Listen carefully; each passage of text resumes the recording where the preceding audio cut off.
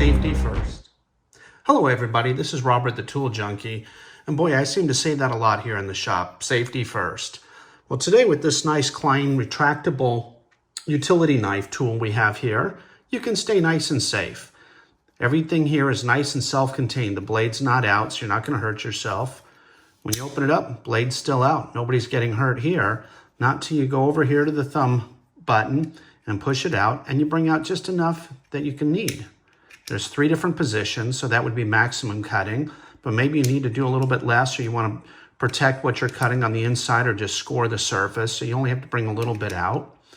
And what's nice is when you're done with the blade, you push that button, lightly pull it out, and because there's already a blade in storage here on the back side, it auto loads, so you can keep yourself nice and safe. And then when you're done, when blades are all done, come over here and there's blade storage. While there's already one in there, it will auto load. Once that's perfectly lined up, come over here and there's your next blade.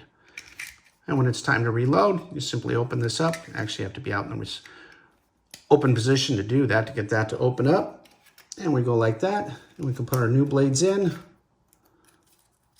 and we're ready for future use.